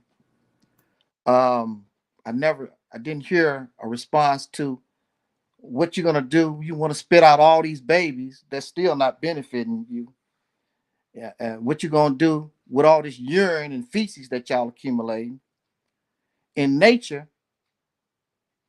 most animals, not domesticated, I'm talking about out in the wild, most animals are programmed where if it's not enough rain, if it's not enough food, and the animal understands that this is not a good year, it's too many predators around this year, they either reduce making babies or they don't produce babies at all. That's what they do in the wild. They don't. You don't see uh, wildebeest having babies in the lion's den. That's what we do. We here in America, that's what we do. We happily been doing it as slaves for hundreds of years. We in the mouth of the lion and we spitting out babies or whatever. It reminds me of those fish that you buy at the store and you're gonna feed it to the piranha when you get home. That's what we are. We're nothing but the little guppy fish that they throw in the tank for others to feed off of. And that's what we've been. And that's what we've been for hundreds of years, just guppy fish other people feed on. That's what we've been. That's what we are. We've never been the piranha. We've never been piranha. We think for some reason we have this false sense of security where, oh, I can spit all these babies. It's gonna make me stronger. Well, the reality check is this. This guy came out of Europe. His whole nation didn't come out of Europe. Just a few people on some boats. And they took over countries on these boats. A few. It didn't take all of them to come out of Europe. The Queen of England and all her people, they just stayed and lived comfortable. And these few handful of folks in a boat went to countries and took them over. It don't take a lot. It don't take a lot of people to do anything like that. It don't take a lot for some reason. Look, it was hundreds of slaves on a plantation and a little white family. They controlled the whole thing. These slaves was too scared to even rebel or do anything. So we think for some reason we can we gonna get out of our situation by keep spit. That's actually the strategy of predators. I mean prey species. Frogs lay a lot of eggs because they are preyed upon. And rabbits spit out a lot of that's prey animals. Those on top of the heap don't do that. It's about quality. When you're on top, it's about quality, not quantity. See, we're not quality. So we depend on quantity to survive. My grandparents raised, 11 of those children? And most of my aunts and uncles, most of them are dead now. There's only 2 of the original they left, but they came from it was 11 of them or 12 or something like that, sharecroppers or whatever. And we think that's cute, bringing children into the world, barely able to feed them. Well, you talk to my people that's left. Matter of fact, I hope I can get them to come to my live stream and ask them how beautiful that is. There's nothing beautiful about being poor because we love each other. And you got shoes, got holes in and hand-me-downs. That's nothing funny. There's nothing cute about that. Because I live that way. Hand-me-downs and old clothes. There was nothing cute about that. My people worked hard as hell. Somebody put a video on Facebook. Yeah, my people was making.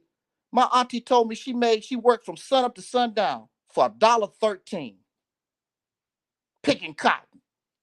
I was out there with my mother. I picked cotton for fun. It's toward the end of Jim Crow. But my mother didn't pick cotton for fun. And at the end of the day, she might get $2. And my mother complained about her hands.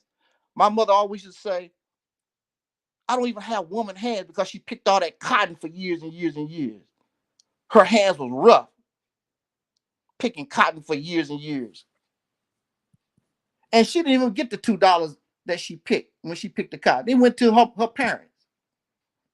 There's nothing cute about bringing children to the world and you can't provide for them. And you spit out 10 or 12, hoping, one might become Shaquille O'Neal. One might become Jay-Z, Beyonce. There's nothing cute about that. You're not going to make it. So why are we... Animals understand population control. You don't spit out no babies in a hostile environment. But we do. We spitting out babies in a hostile environment. That young boy, well, he's not a boy, he's a boy to me. I'm old enough to be his daddy. Tyree Nichols, Trayvon Martin. Their parents knew that this environment was hostile when they was having these children. You knew that there's a probability that they're going to get ate up by the system. You know that. But you're going to do it anyway because of love. I care. And then you can't protect your child. See, the mama frog can't protect her baby. And the mama rabbit can't protect her baby. Are you saying that black people should have no children? I don't care what black people do. That's your business. I'm just saying, what I'm saying is, you know that you are spitting. I mean, for right now, at this point, what you need children for? So that's a yes. You're saying that black people should not have any children. What you need children for? You can't even put shoes. Do you have a baby shoe making factory to put shoes on these babies' feet? Yeah, I just wanted to be clear on what your point was. Baby milk, baby seats. Wait a minute. Clothes. Can I interject, brother? But that's what I'm saying. So what is the real reason? We making these babies simply so that we can feel like we are grown, that we are adult, that we are man, and it's not. You're not a man, you're not no woman. It don't take it don't take much to spit out no child, and we're not producing anything for these children. We spitting these babies out. And then again, when we talk about population control, it's 8 billion people on this planet. Why you want to keep spitting these people out? Sooner or later, it's all going to fall. I'm gonna make this point. Let you guys take over because I gotta run. Mm-hmm. In the natural world, when in the natural world, and you see it on National Geographic, you see all these locust swarms, rat swarms, and all kinds of these animals, birds falling out the sky.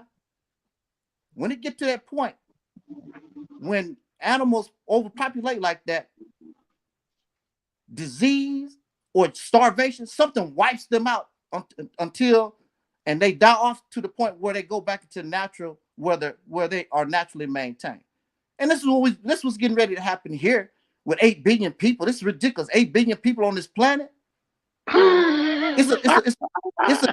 It's a disease waiting to wipe this out. If you don't wipe this out, but see, human beings are different from animals because you got nuclear weapons. But something is going to stop all of this. There's no benefit to having all these people. For what? What is the benefit of having all these people? What is the purpose of your life in this situation? There's none. I rest my mic. I'm gone. I gotta go. Y'all have a nice conversation. All right, peace. Yeah. Anybody wanna? Wow, I was just about to jump in. This is Ebon. I was just about to jump in and say that and ask the same question you asked or whoever had asked. Yeah. I got 2 kids. I'm like, my kids grown. That's a little. That's a little extreme. Point.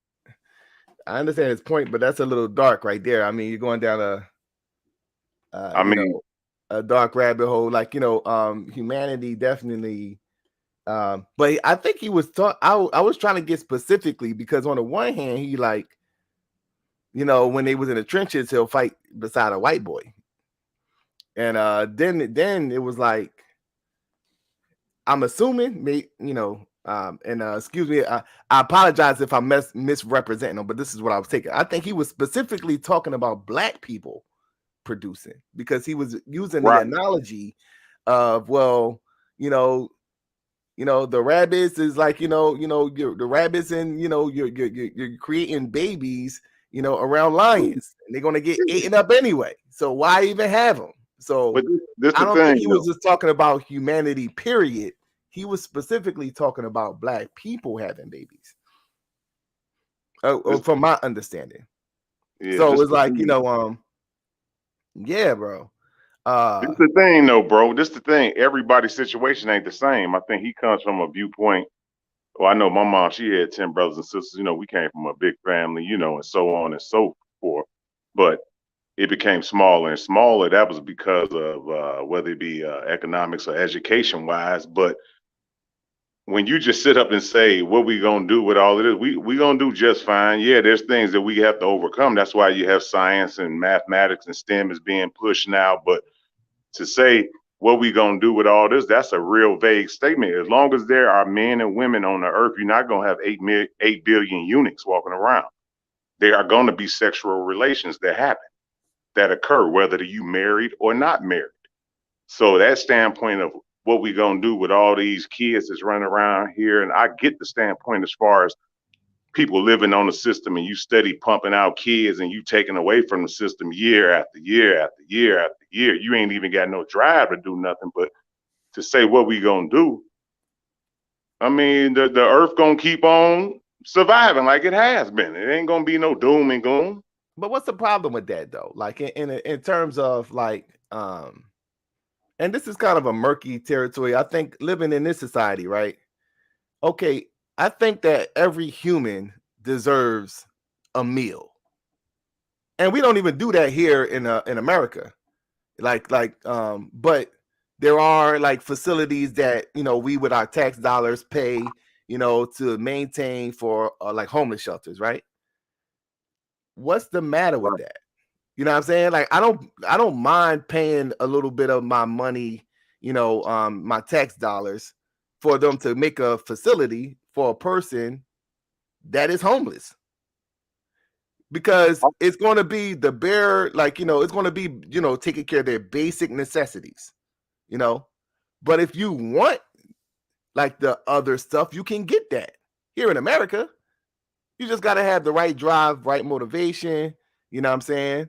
And you could get to a point where and there's our barriers, and it definitely varies from groups of people. And, me as a black man, I know what I got to do to, jump over hurdles. I got to be more educated in certain things that other people may not be educated in. And I got to push the envelope a little more, and I got to go extra harder. But there is an opportunity for me to get a better life if I push myself and I got the drive to do it. So if I want the extra shit, I just got to work hard for the extra shit.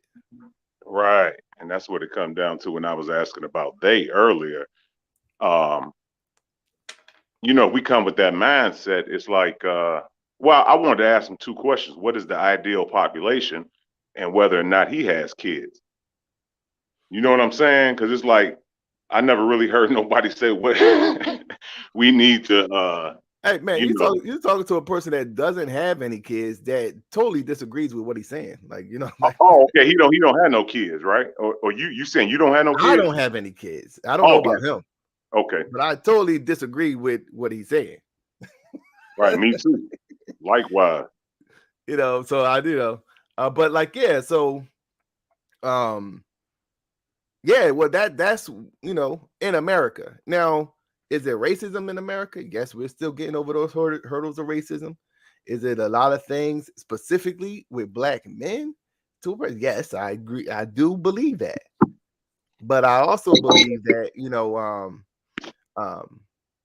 when there's opportunity, because you are given the opportunity, you just put a lot of hurdles in front of you that you can definitely get, at least to a point of comfortability if you push yourself the right way and have the mental toughness and the motivation.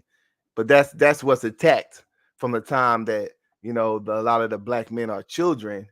And when they get older, they don't really have the discipline and the mental toughness to get through those barriers.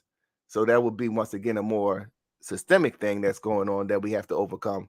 But, the opportunity is there.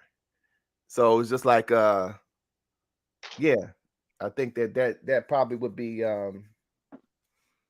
the reality of that situation, in terms of population control, That was real interesting. Very interesting.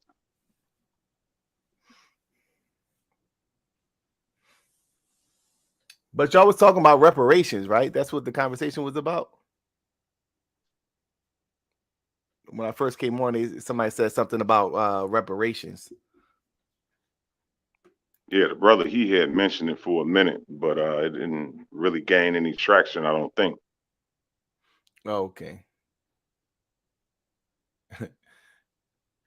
So why are you living? Yeah, because it was real dark where he was going. He was just like, yeah, it's too many people, and he was like, when the birds fall out the sky, and well, with humans we could do it nuclear. Like, he was already like contemplating ways of dying. That's what I'm tripping. I'm like, wait a minute, how you want it? You want the headshot? You want the lethal injection? How you want to go? But you gotta go. Damn. Then he was talking about the animals and what we're gonna do with the waste from the animal. Well, I was gonna ask him, you do realize that animals, they fertilize the soil, don't you? Yeah, that's what I was gonna say. But I it was a lot of other stuff that I wanted to address. Like, really, like, you talking about the destabilization, not just underdeveloped nation, a destabilized nation. That it's like, when you're dealing with powers, they are like, look at, for example, the Libya. Yeah, Libya, right? Even though they disagree with Gaddafi, even though they didn't like his political views, they can't say that he wasn't running a solid nation. They can't say that. And they can't say, you definitely can't say that the nation is better off now than it was when he was in power. So they destabilize nations. And then when they get underdeveloped, they'll turn around and point to them like, well, look, these underdeveloped nations, and we got to go. And nah, you look at I think it's a good documentary called Life in Debt, and it's talking about Jamaica, and it's talking about how they transferred their form of power from hard power to soft power. Now, this is a term that was used in the book Economic Hitman.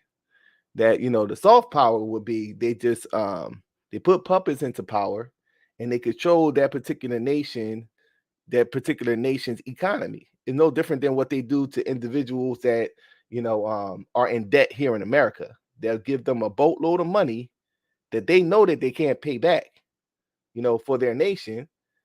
They'll put a puppet in power that's not really going to use that money for good purpose, or even that though even if you had a semi good person that was in power that was trying to kind of play both sides of the fence, the money that they give them still is not going to be enough to sustain the nation. They're going to have to keep on getting more loans from the International Monetary Fund, which puts them further and further in debt. And then that puts them at the behest of the superpower anyway. So this is what you got going on now. You know what I'm saying? And this is what's been going on for years now, decades. So you're talking about a more covert form of white supremacy that's being orchestrated. At the end of the day, it's just like me pointing a finger at this nation, saying like, well, why are there, once I forget who was, I forget the African leader, I think it was Zimbabwe, how they was talking about the inflation rate of the dollar. All that stuff wasn't getting pointed out till he had began to make these hardline political views that was against the Anglo-American establishment. That'll be American and England. Robert Mugabe. Yeah, Mugabe. Yeah. So it's just like, we see the same scenario being played out, and we don't want to point to the elephant in the room or the bigger picture, which is them kind of maintaining status quo, and they're doing it through various means. Whether it's economic, then they're doing it through the science. Then they want to genetically modify stuff, and like, okay, well, take this genetically modified chicken. And you got this bird flu shit flowing around and all this different type of crazy stuff that they're into now. But like, it's the same players playing the game. It's just becoming more sophisticated over time. And that's hard for a person to realize. And I think it's interesting what you said about like handing out those loans, and you see those situations in many African nations today. How a lot of the citizens, they built up the roads and a lot of areas, through African nations, but they can't pay back the loans, to the Chinese. Yeah, that's what and the Chinese are doing it. I mean, because it's always like an ontological thing about like with the power. See the Chinese send men in there, and they'll have children with those Africans. you kind of see that going on. I was reading an article where that actually was going on, and it's like but those are the workers. They don't really value, they're not using like I can't even say Asian supremacist because it is an Asian supremacist, but they like far as the genetic aspect of things, and they're not tripping. They could have more Asian children. They're not tripping off of that shit. So they could send some workers down there, like, you're gonna have to get in where you fit in, because we're not sending no Asian women down there. So y'all gonna have to get in where y'all fit in. So it's just like, as that begins to develop, I think that they have sort of an advantage, because they the African nation could say that, well, we not fucking with the white man like that no more. You know what I'm saying? So the Asian has a little bit of leverage, but he's playing the same game. In fact, he's working with the white man, and that's on a much deeper level. When you read about the not the Council for the Trilateral Commission that was started by Zygmunt Brzezinski, and the goal was to include Asian nations into you know, their global aspirations. So you have these different factions, you know, that's vying for world supremacy. But it really comes back, you know, from nations into families. They go back to a group of families now that's trying to, you know, Yeah. have this dominance over the planet that goes beyond race. So it trickles down once you get to the meat and potatoes of it. It's just a group of families. You know, most of them maybe of European descent, but it's all different types of families. You know what I'm saying? You know, that's at the top that's controlling nations, which you know trickles down from there. So yeah, it's just It's definitely like a re-scramble for Africa like it once was before. You see Russia, they got a lot of military and independent groups in there helping out certain nations and arming them and giving them goods and so it's very very interesting. And they building a lot of military bases down in Africa, around the Horn of Africa, down there by Somalia and Djibouti. They got huge military bases down there. yeah, they and it's a lot of work that they got to do because they got to put Africa in a certain.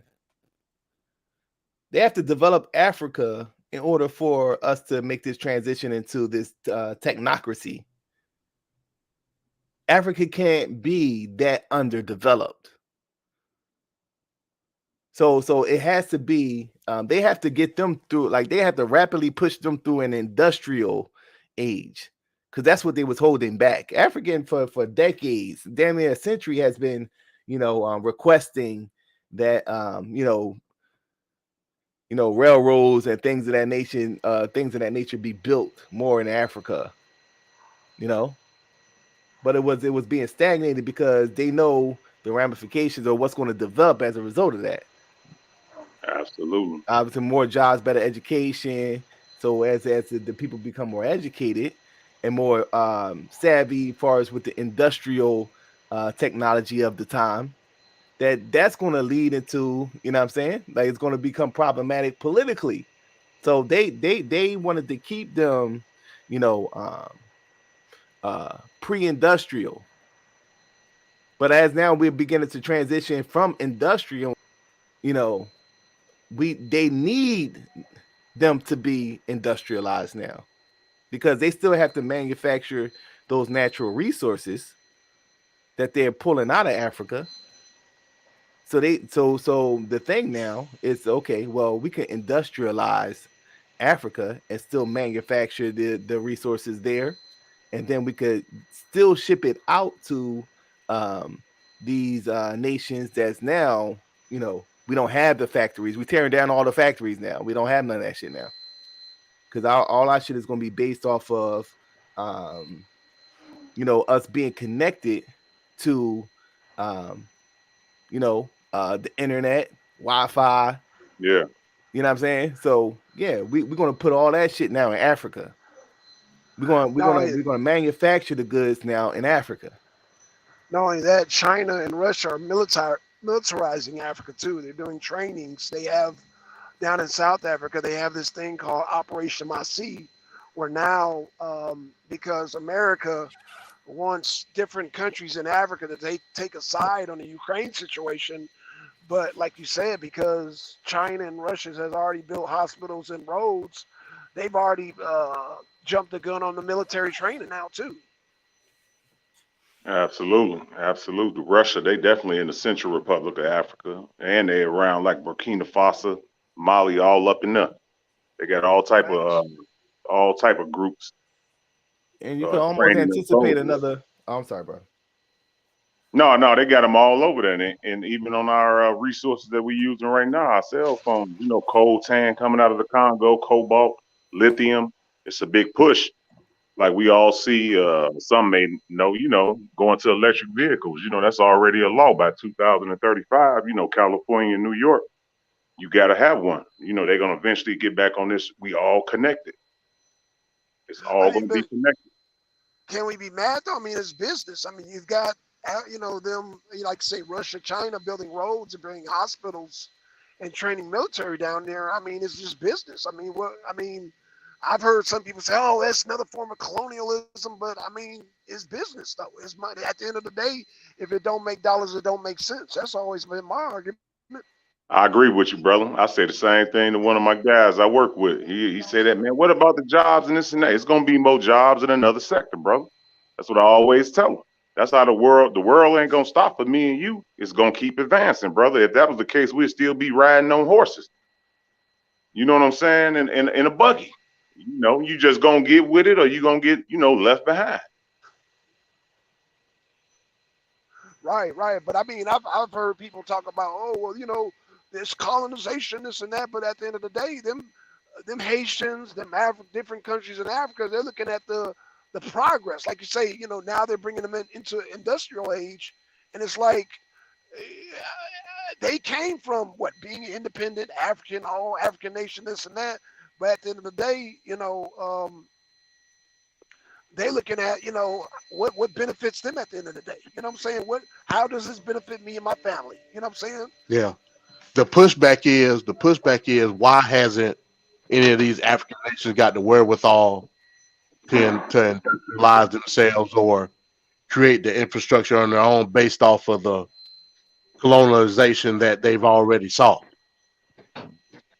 Yeah, it was because it was a concerted effort to prevent them from actually developing.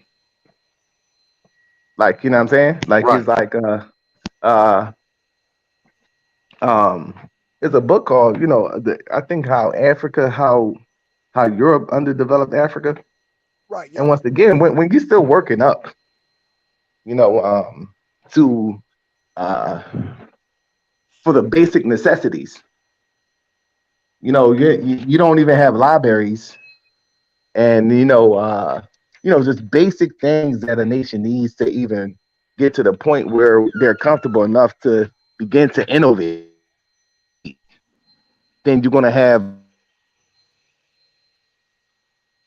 generations of people that is not even thinking about pushing the nation as a whole because they're so worried about their basic necessities. you know um so uh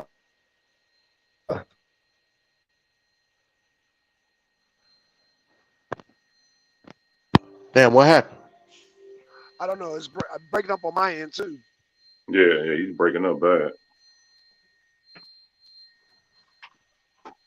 Yeah, that he's was breaking up. politically enough savvy to understand what was needed. And so that's kind of what was going on. I mean, the what the thing that China did that was smart, but it's like a drastic, you know, uh, drastic way of handling it was um, when they isolated themselves, and they right after the Second Opium War, when they isolated themselves and they killed all of the British de factos, anybody that was kind of parting with the British in some type of way, they killed them off, and they isolated themselves for a whole generation. And they found a niche that they kind of held on to, and from there they began to like rebuild. It would take those type of drastic measures to get a rapid change. And now they're in position to be at the behest of this new technocratic society that we're kind of transitioning into. So that's the fight now. Now, Europe, no different than from the development of the gun. You know what I'm saying? The European was able to just create the better guns as they begin to transition with the technology that they had of the time. This is how they are able to rule. So the Asian, the Chinese understand that. They understand that, okay, with this new technology going to come new weapons and new forms of control. So let us be on top of that. So once we make this transition, that they're going to be in a more position of power than anyone else.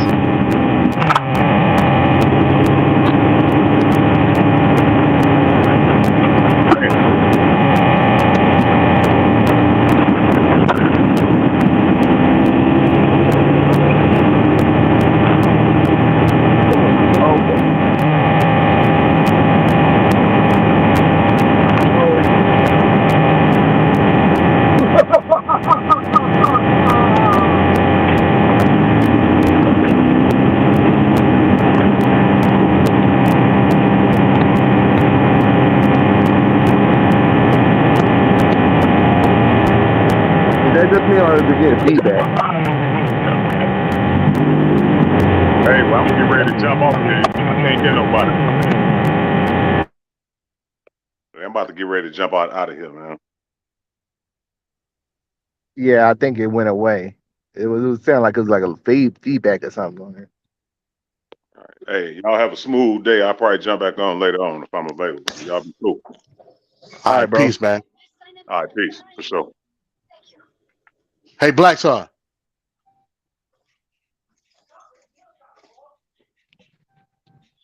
Yeah, I don't know. I don't know what's up with Blackson. I don't know, man. I guess from that, man, we can end the stream. I don't know if Black Sun coming back or not. I know we got something going later on today. But yeah, we was just jumping on. It went a different angle, but hey, ain't nothing wrong with that, man. Nothing wrong with that at all. Black Sun, can you hear me? All right, guys, I'm gonna hop off myself too. Nice conversation. All right, peace to you, man. Yeah, we gonna end the stream right there, man. We may have something later on. Tune in, you know what I mean? I don't know yet. We'll see.